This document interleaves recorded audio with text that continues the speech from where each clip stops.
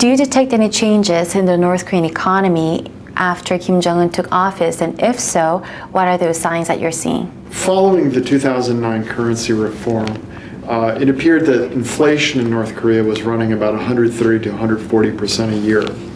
Last year, there was some evidence that it was slowing. It was still high, but it was slowing, which was a good sign. In the last 3 to 6 months, it appears that inflation has really accelerated. It's now running at 200% a year. The currency is collapsing. The price of rice in the last 3 months has risen by 1,000% or more per year. So basic macroeconomic situation in North Korea appears to be deteriorating. There's growing inequality between an increasingly prosperous Pyongyang and the rest of the country, which appears to be stagnating, if not moving backwards. And the food situation is likely to get worse for the remainder of this year and into next spring. So the basic economic conditions in North Korea do not appear to be very good at this point. Kim seems to stress a lot on economy rather than military, at least in terms of rhetoric. And is that your assessment as well? Yes, it's clear that the regime is putting a greater emphasis on economic prosperity. What we don't know is how big a gap there is between aspiration and capability.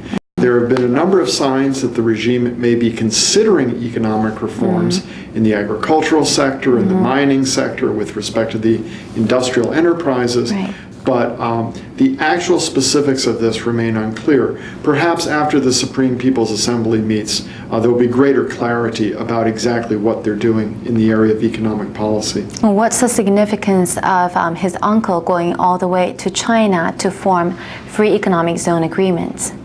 Well, China is North Korea's #1 trade partner. China accounts for approximately 59% of all North Korean trade. So it's obvious that they have to maintain a good economic relationship with China. But what is really striking about that trip is that there was no public announcement of any major aid package. It appears that the Chinese are taking the stance that if the North Koreans reform, then the Chinese will be willing to support. But without reform, the Chinese are not going to simply provide the North Koreans with additional aid. There have been reports of Kim Jong-un attending performances with Disney characters and his wife carrying designer purses. What's your take on this somewhat unprecedented behavior by a North Korean leader? Well, we're not really sure what they're doing in the area of economic reform, but one thing that is obvious is the theatrical nature of politics in North Korea have clearly changed. My guess is that's a good thing. My guess is that most people around the world would rather be governed by a leader who's showing that he's out with the people and trying to get things done rather than the man behind the green curtain, as we say. So in this sense, his more outgoing nature, I think, is probably a good thing. Clearly, he has an interest in Western pop culture, and perhaps that can be used as some way of improving relations with other countries. Now, if Kim were to take such reforms, what kind of obstacles should he expect? He faces two basic obstacles. The first is the lack of capacity of his own advisors. It's one thing to want to play the guitar like Jimi Hendrix.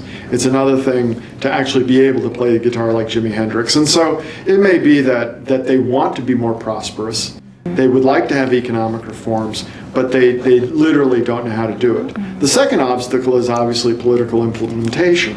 And the great concern is that the military may be against reform, and the military may block the reforms. So even if they have the good ideas, they aren't able to implement.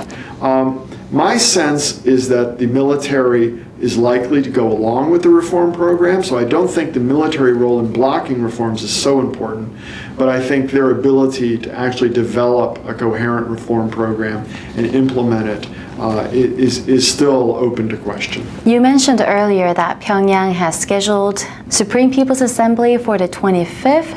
Do you expect any big economic policy change announcements from that meeting? I'm not sure if we're going to get any big policy changes, but what would be really helpful is simply to get clarification of what we think that we know.